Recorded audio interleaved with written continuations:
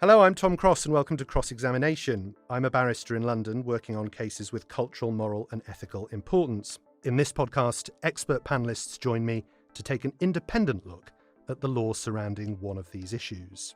Today, I examine the law on medical cannabis. For many, cannabis remains a dirty word. For much of the 20th century, governments across the world have prohibited its general use, citing the damage done by the chemical in cannabis which gets you high, THC. But there's also been recognition that the same chemical may, in some cases, have beneficial therapeutic effects, especially when it's taken in combination with other of the plant's components.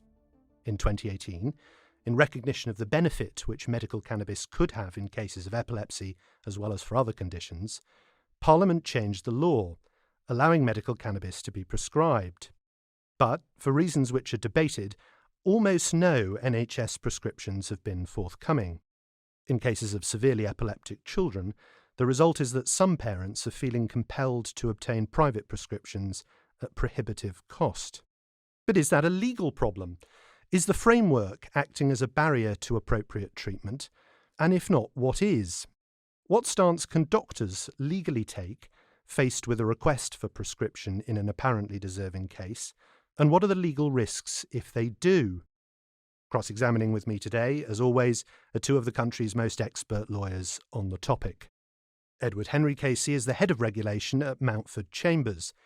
He advises commercial clients in the cannabis market and has assisted the parents of children with severe epilepsy in their battle for access. He also specialises in the scrutiny of scientific evidence in the medico-legal field. And this year, 2023, presented Andrew Malkinson's successful appeal after 17 years of wrongful imprisonment, which centred upon DNA evidence. Jeanette Thompson is a partner in the regulatory team at Kingsley Napley. She trained in the NHS and began her career exclusively defending doctors. She provides regulatory advice to a varied client base, particularly in the health sector, and has built up a niche in advising investors and businesses in the cannabis sector. Welcome to you both. Edward, can I start with you? A lot of people, lawyers and non-lawyers, can't hear the word cannabis without also thinking crime. And that is, I think, part of the backdrop to the debate about medical cannabis, which we're going to discuss. Help set that up for us. There's a piece of legislation, isn't there, the Misuse of Drugs Act 1971, which deals both with the criminal aspect of cannabis and its medical aspect as well. And the way in which cannabis has been dealt with in that legislation has changed over time. How did it start in the 1971 Act? Well, the 1971 Act was an extraordinary surprise for campaigners. From the last decade of Queen Victoria's reign, there was a 7-volume Royal Commission on the medicinal use of cannabis. And cannabis had been used as a drug for the alleviation of pain. The Wootton Report, which reported in 1969, favoured decriminalisation. It was politically toxic, and so you have the 1971 Act, which criminalised cannabis. Although it had hitherto been criminalised, it put cannabis into a category where it could not be used as a special for prescribing, and cannabis oil was put into Class A, the most serious type of a drug of misuse. Cannabis resin was put into Class B, and that remained the case up until about 2004. Cannabis was moved from Class B to Class C, but then in 2009, Jackie Smith as Home Secretary, after political pressure and the perception generated, I'm afraid, by the media that it was an extremely dangerous drug, put it back into Class B. So cannabis was Schedule 1, and it was therefore in the most restrictive schedule for drugs which are not to be used medicinally. So if a drug is in Schedule 1, doctors are not allowed to prescribe it at all, and you would require a Home Office licence to produce, possess, or supply it. And the inevitable consequence of that was that it was more difficult, in fact nearly impossible, for researchers to get hold of cannabis to research its medical effects. And presumably the debate that was going on in the criminal law as to which class cannabis should be placed into had the potential, still perhaps does have the potential, to impact on the way it's viewed in the medical profession as well. Yes, I'm afraid there is a substantial stigma We can address the reasons for that, but there is a substantial stigma attaching to cannabis as a medical treatment. And I'm afraid that that is probably likely because the medical profession has lost the skill and the inclination to prescribe it because of its long period of time when it was impermissible to say prescribe. Sinead, we're not doctors here, but let's set up a key point perhaps about the complexity of cannabis, which so far we've talked about with just one word. A lot of the controversy over cannabis comes from the fact that common to cannabis, or almost all forms of cannabis is produced, is this chemical THC. But there are lots of different forms of cannabis. There are many ways in which it can be used, can be processed. It's not quite right, is it, to think of it as a single item? Absolutely, Tom. It's an enormously complex area. What's chemically in cannabis will depend on the strain, the growing conditions, whether it's been grown in a greenhouse effect, whether it's been grown outside, how it's been processed, and any additional chemicals that have been added to it. So the best known chemicals on the market are THC, that's the psychoactive part of the cannabis plant, and also CBD, which is an example of a cannabinoid. Many people know that and know the oil that it is used in its form. The presence of these will depend on the nature of the cannabis, as I've said, and how it's been grown and produced. So, for example, skunk, which is a very common form on the street, has actually been chemically processed. So it is not a pure form of cannabis, whereas hemp is very low in THC, skunk is high in THC, and that includes part of the processing. I should also say that hemp is the main part of the CBD oil that is on the market. One of the things that medical research is looking at is precisely this interaction between the component chemical elements of cannabis and the different effects that different interrelationships may have on patients. Absolutely. Medical research is ongoing about how cannabinoids and their molecules work together and the particular effects of cannabis. The NHS has given a green light to a study about how cannabinoids can affect chronic pain, which is going to be extremely important for the market going forward. The company that is doing the research into this is looking for active participants at the moment and hopes that there will be up to 5,000 participants in the course of the study that they are doing. So that effect between the components is called the entourage effect. And one of the things that's argued for the proponents of medical cannabis is that because of that effect, you need to have the whole plant extract to actually have some real effect for medical conditions rather than pure THC or pure CBD for medical cannabis essentially to be effective. So whole plant extract, looking at components from the plant in its whole state, rather than a product or a medicine which is made by extracting one or more elements of the cannabis, perhaps mixing it with something else as well in order to produce a new medicine. There's a difference between whole plant and synthetically manufactured products. That is correct. Absolutely, Tom. And the position of the UK as a manufacturer, there is now in the UK an increasing market for manufacturers of products of different sorts. So, Edward, in 2018, as I mentioned at the start, the law changed significantly. What changed and what was the background to it?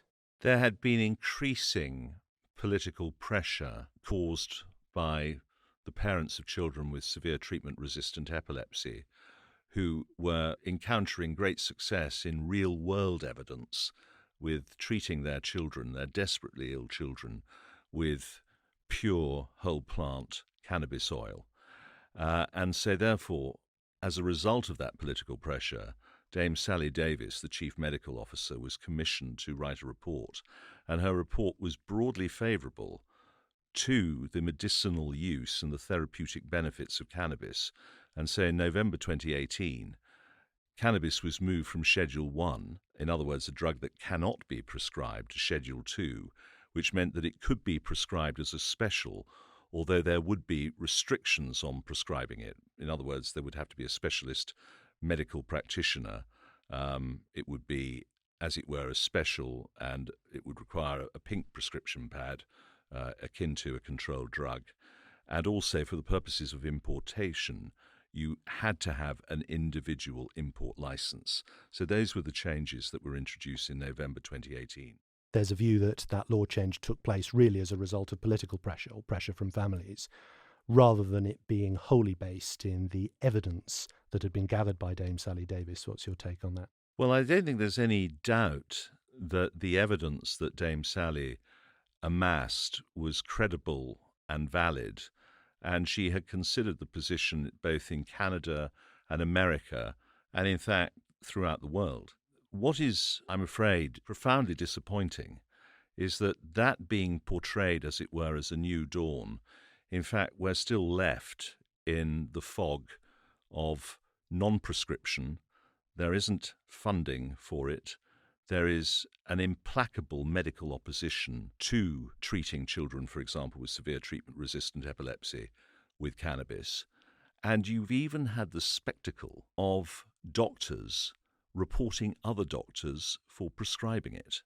It's a most deplorable state of affairs. And the evidence is the lack of change. We thought that there was going to be a real change, and there hasn't been one. Jeanette, let's dig into the position of doctors a little bit more. Edward explained earlier about the basic structure of the Misuse of Drugs Act 1971, but there's so much more in this field than just the legislation. If I'm an NHS clinician rather than a private clinician for the moment, I'm going to be concerned about a number of features of the framework before considering whether to prescribe medical cannabis. What are they? There are a number of features as an NHS clinician if you are thinking about prescribing any form of cannabis-based medical product. A number of the clients that I speak to in this space, one of the first things that they will say to me if they are an NHS doctor is the NICE guidelines aren't very friendly in this area, and therefore they're not supportive of any type of prescription of a cannabis-based medical product. Just explain what the NICE guidelines are. So the NICE guidelines are not law, but they are guidance in this country for clinicians as to the nature of prescribing. And it is very rare that a doctor will go outside of those guidelines, because they essentially provide a framework for them that gives them kind of the safety and efficacy of the drugs that are recommended within those guidelines. At the moment, there's only limited recommendation from NICE in relation to severe treatment-resistant epilepsy, for example. That is absolutely right.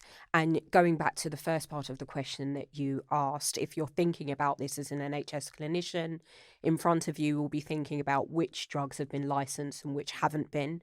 For instance, in relation to epilepsy, as we've been talking about, there's a licensed product called Epidiolex, which is a pure CBD medicine which is licensed for patients. And that's licensed in relation to patients that have two forms of epilepsy. One is Lennox-Gastaut syndrome and the other is Dravet syndrome.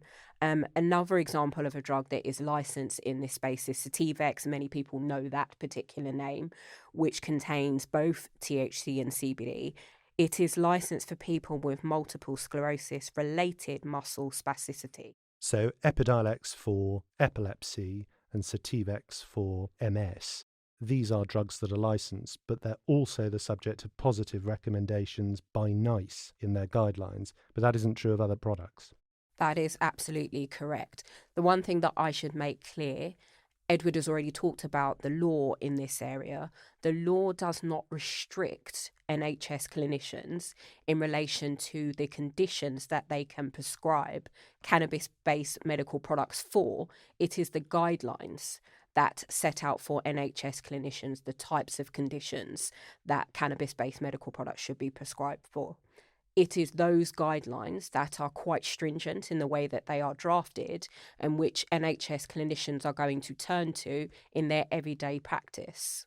So at the moment you've got NICE guidelines which refer to these licensed products, but another feature of these products is that none of them are whole plant extract. They're synthetically made products which are the result of an extraction of one or more element from a cannabis plant mixed together with other things in order to produce the drug that is then marketed and so on and so forth. So this feature of using whole plant extract cannabis isn't something which is anywhere to be seen at the moment either in the regulatory landscape. Jeanette mentioned the entourage effect, and it's a tragedy from our perspective, those who are campaigning for whole plant cannabis oils, that you have Epidiolex, for example, which is a monotonal drug because it is just basically a concentration of one of the constituents of the cannabis plant. And the symphony of sound that you get with the entourage effect, which can reach areas of the brain and stimulate various synapses, is utterly lacking. And the other thing I'm afraid that one has to mention is the way in which these drugs are prepared. They're saturated in ethanol, not Sativex, but Epidiolex. And so therefore, prescribing them to little children and infants has got potential health detriment.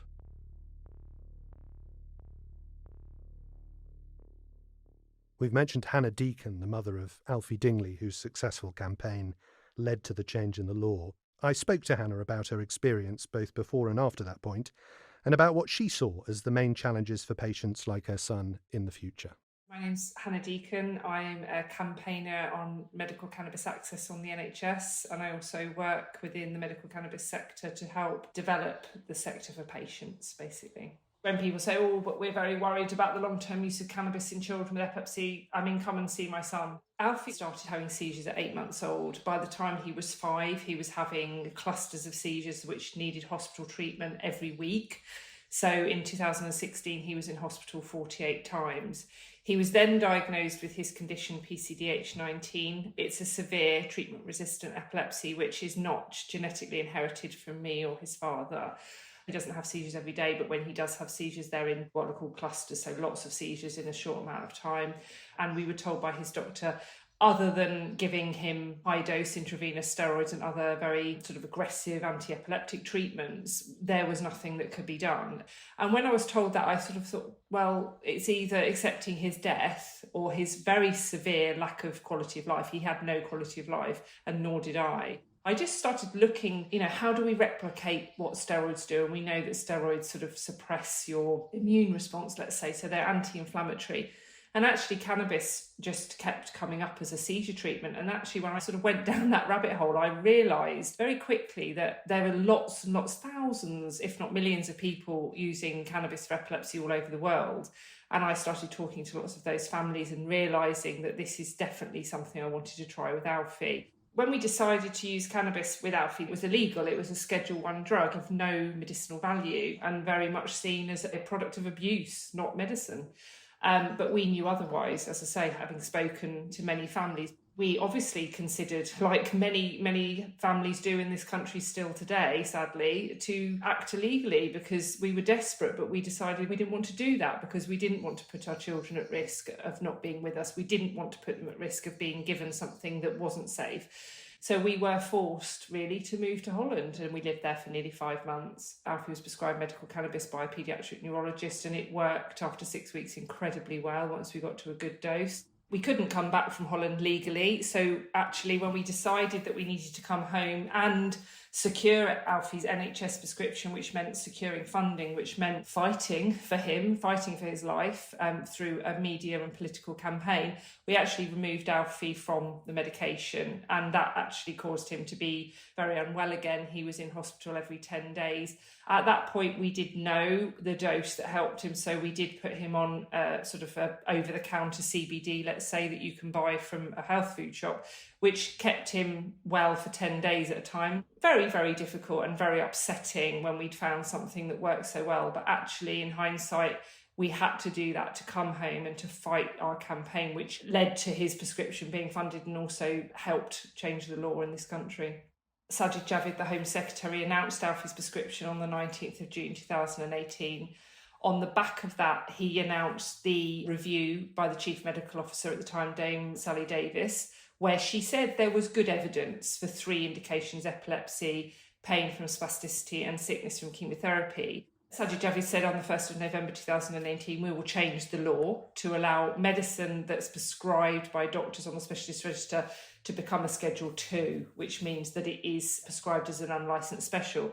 At the time, I thought genuinely that the government felt that this was a medicine that could be available to patients like Alfie, which felt a wonderful honour to be part of that law change. It felt very special for us. But I think in time, I think it was very disingenuous, actually. I don't think there was any real desire to make this medicine available. When it became a health issue, NICE reviewed it and said, actually, no, we don't think this is cost effective. We don't think this should be available to patients. I think really they changed the law to take the wind out of the sails of people like me who were actively doing very well in the media and campaigning. And I think what's really sad is at the time the Health Secretary, Matt Hancock, said, well, now it's up to doctors to prescribe. And I think we all know that again, is a disingenuous statement, because doctors simply do not have the ability to prescribe. There's no funding pathway. There's no support from their medical directors or their medical hierarchy. It's very unfair to put the responsibility at doctors' doors when it's simply not available. So the government have a huge way to go in supporting access to this medicine. And still 5 years on, sadly,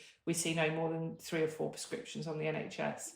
So I think the main barriers stopping doctors prescribing to children like Alfie are the NICE guidance. Sadly, NICE looked at this as a pharmaceutical medicine. It is not a pharmaceutical medicine. It is a plant made up of hundreds of compounds. That doesn't mean it can't be clinically safe, but it does need to be reviewed in a different way. The sort of people you're using it for when it comes to epilepsy is children with very rare diagnosis or even no diagnosis of severe treatment-resistant epilepsy. There will never be randomised controlled trials in this plant for those children.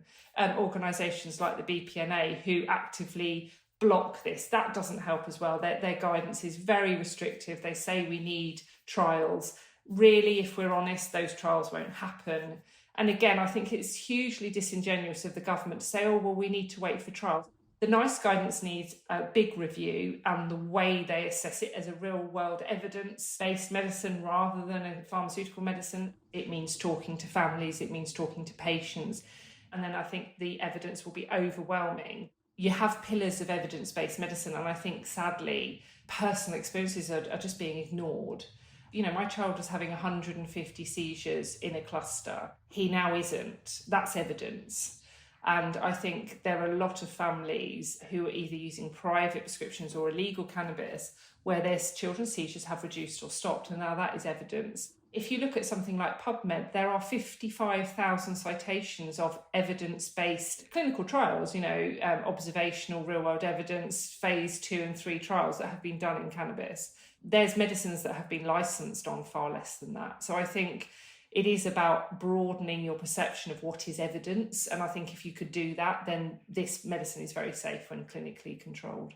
We have made strides in getting NICE to acknowledge that their guidance was very restrictive, and they have put a clarification in there.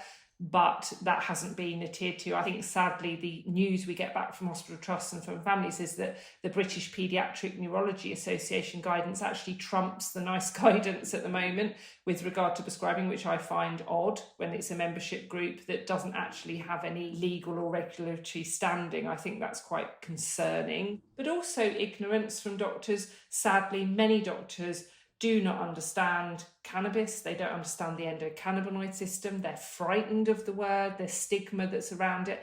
And I think they just sort of think this is just too much for us, so we're not going to look into it. And I think that's very sad. I think it would be great to see more doctors. There are some, but more doctors finding this medicine exciting and interesting, because it can actually change lives forever. But I think definitely awareness and education, we have really achieved a lot when it comes to that.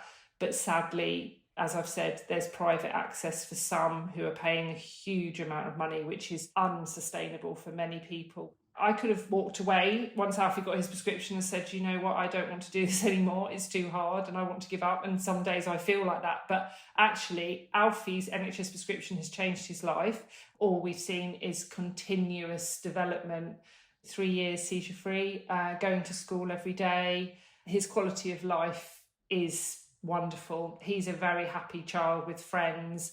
And I think access to these products should be fair and reasonable. And at the moment, it's not fair and reasonable. It is, you can have it, Alfie and 2 other children, but no one else can. And that's not fair. It's either safe or it isn't safe.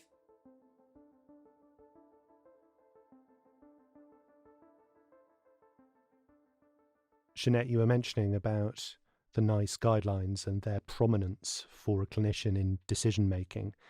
But that's not the only element of the world in which clinicians will consider their position. There's also, for example, the BPNA, the British Paediatric Neurology Association, who is in effect the peer community for neurologists who have their own position in relation to prescribing medical cannabis. Where are they at on this? So within the community, there is lots of information, Tom, and you've obviously referred to one of the associations that's in this area.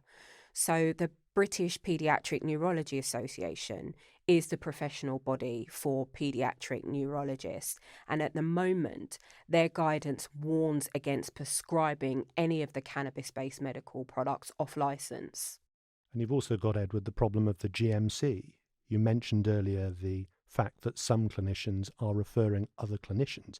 Wouldn't have to be a clinician that does it. It might be any number of people, but that must be a real risk, putting yourself in the shoe of the clinicians, which is forming a barrier. Exactly. They don't have any protection.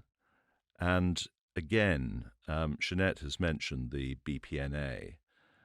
The BPNA refuses to acknowledge what we call real-world evidence, which is the trial of various drugs, real-world evidence, which was the case throughout the whole history of medicine until the 1980s.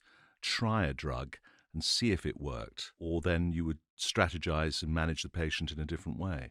For example, there is recently a study in the British Journal of Clinical Pharmacology. It's just been published in June 2023 by Professor David Nutt, and it shows that in a cohort of 20 children treated with cannabis oil, their symptomology was markedly reduced, and the BPNA refuses to acknowledge that as evidence because it does not conform to the alleged empiricism of double-blind randomized controlled trials.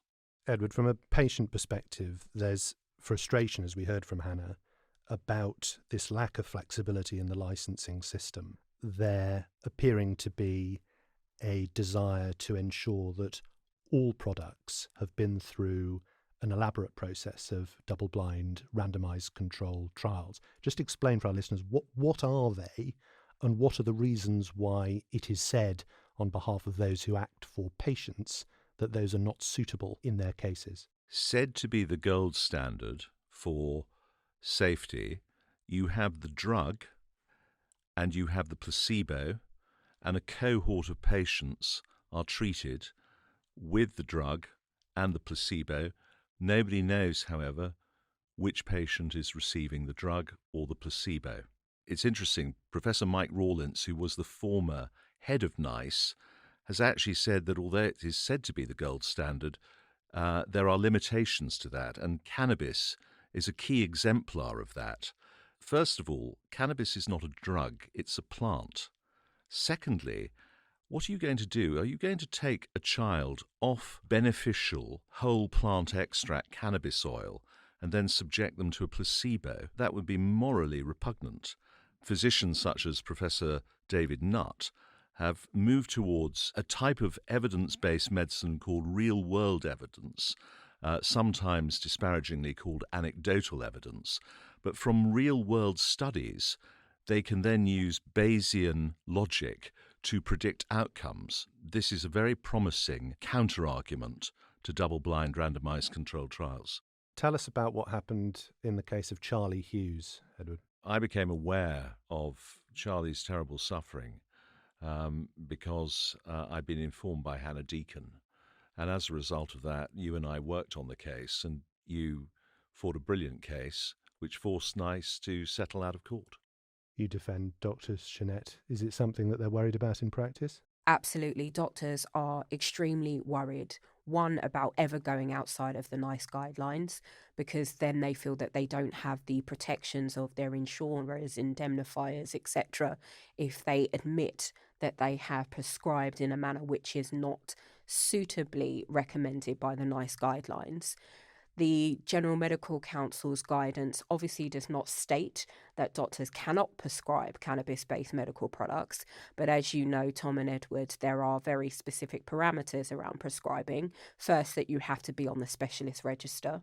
Second, that you have to have some type of specialism in relation to the condition you are prescribing for, which you would anyway, but also a real understanding of cannabis-based medical products.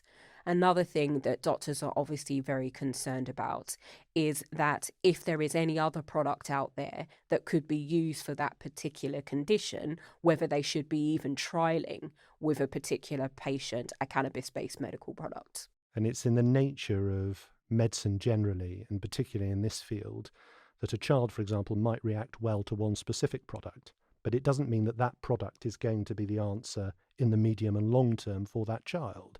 They might wean off the drug so that a variation on the medicine is necessary. A different type of cannabis may be necessary, which makes the position even more complicated because you're a doctor concerned about the limits to what you can prescribe to start with. But there might be a number of different types of cannabis product which from time to time will be suitable for a particular child. Absolutely. And I think one has to recognise what STRE means: severe treatment-resistant epilepsy. In other words, anticonvulsant conventional medication has failed on at least 2 occasions. The chance of success with conventional treatment is vanishingly small. And so therefore, in these circumstances, it's no wonder that parents of children with this condition will endeavour to get cannabis oil, especially if it has an ameliorative effect.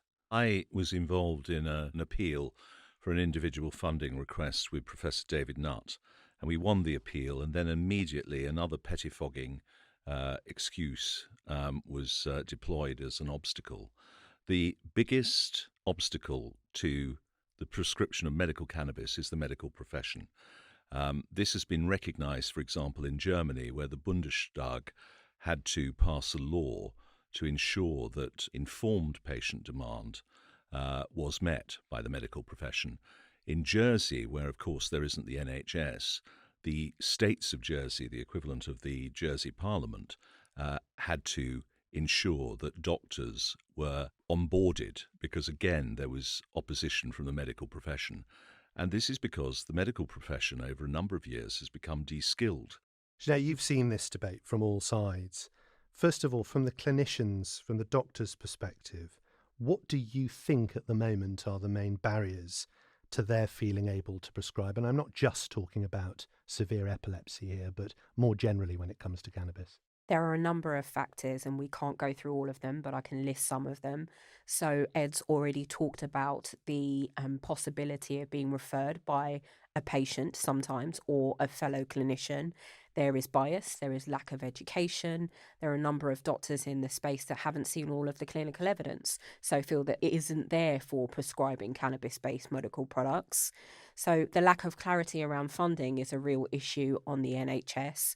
We've referred to earlier that a number of patients have been prescribed but are unable to get their medication, and that is a real issue that prevails throughout the United Kingdom. The issue of funding is a real issue all across the NHS. And if an NHS doctor is prescribing a cannabis-based medical product, they have to make a special case for it in order to get the funding for a patient. Because as we've already talked about, a cannabis-based medical product is almost the last straw for the patient. It is not the first option. Just looking at it at first principles, you can see that if you're able to prescribe a drug, you're going to ask yourself the question, is it clinically appropriate, first of all? And secondly, can it be paid for? Can it be funded? What we've been discussing today may be cases where there is a clinical basis for the drug, but a mystery starts to descend on the clinician as to how, as you say, Jeanette, they're going to get funding for it.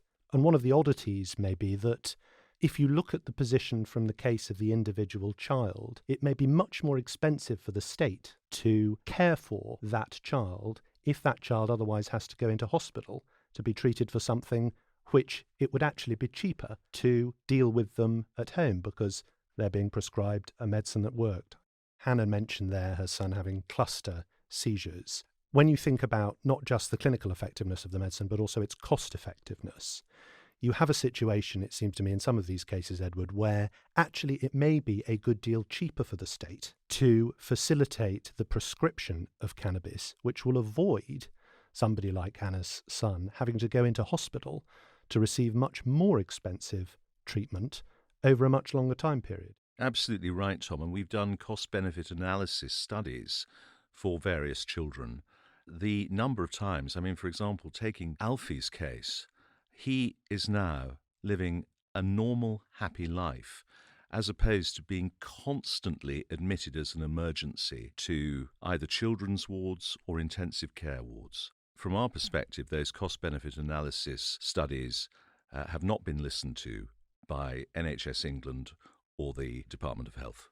The thing that I would add as well, and it comes back to the point that Edward was making earlier, when we're thinking about this particular condition, it's not stagnant. It doesn't stay the same throughout the entirety of the child's life. It is evolving and changing, and often becomes far more severe, such that the prescription of a cannabis-based medical product is exactly the treatment that the child needs to avoid all of these admissions to hospital and the cost to the NHS that we are speaking about.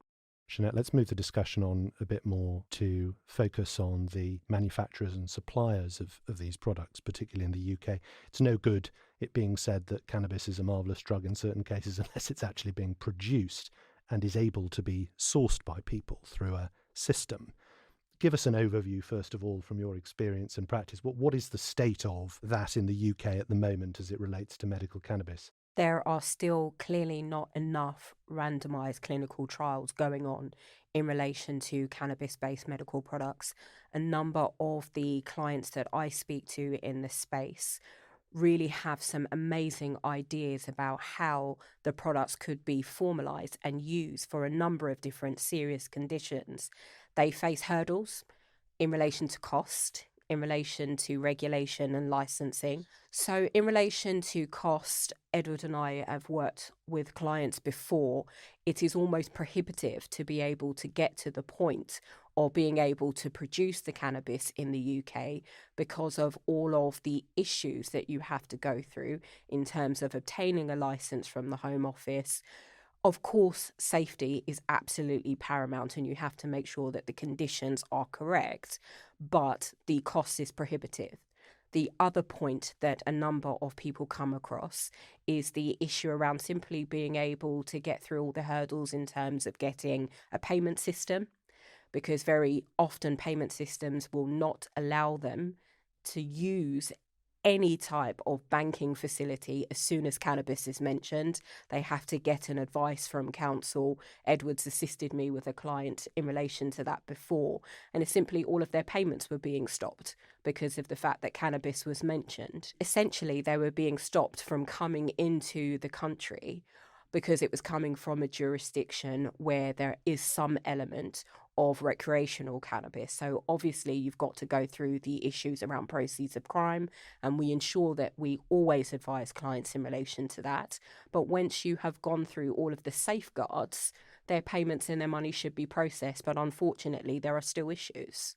These are in part issues which flow from the scheduling of cannabis in the 1971 Act, because even after it's been moved, as it has, from Schedule 1 to Schedule 2, there are still restrictions on the ability to import the product, which, Jeanette, clients like yours have an interest in seeking to develop for the benefit of lots of people. That is absolutely correct. One of the most serious cases that I worked on was a client who contacted me after their goods had been stopped.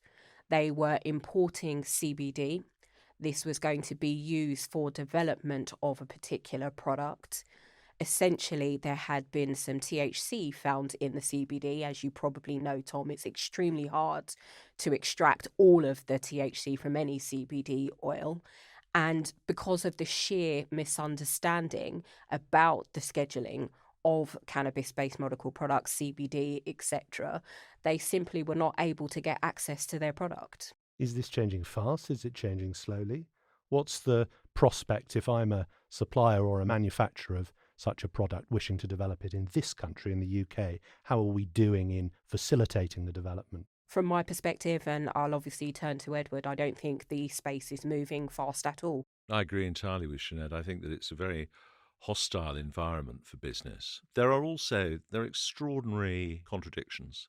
I mean, for example, I got a telephone call, and this isn't in relation to a business, but this is in relation to a parent who could not afford to buy the whole-based cannabis oil in this country, and so went to Holland without a license, imported it, was stopped at the airport, and desperately needed that oil for their child. And I was rung by the parent in acute distress. I then telephoned an MP, whom I won't mention, who telephoned another MP, who obviously got in touch with the Home Secretary, and the parent was told that his illegally imported cannabis would be waiting for him at a pharmacy, which he could collect because the doctor had been forced to write a prescription, and for that privilege he would have to pay another £500. Do you think that the cultural scepticism about cannabis deriving from what people believe, rightly or wrongly, to be its harm as a recreational drug, plays into the difficulty that industry is currently finding in being able to develop these products? I absolutely think it's relevant.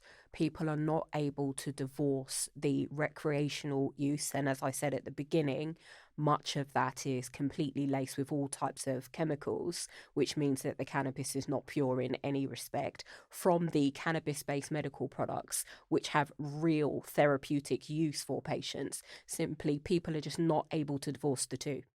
We're on the brink of a missed opportunity, which is so often the way with Britain.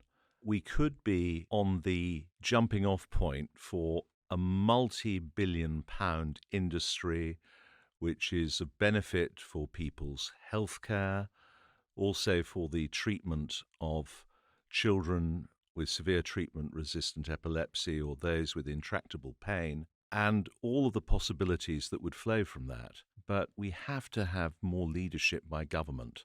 And if the German model was adopted, then that would facilitate both industry and consumer satisfaction.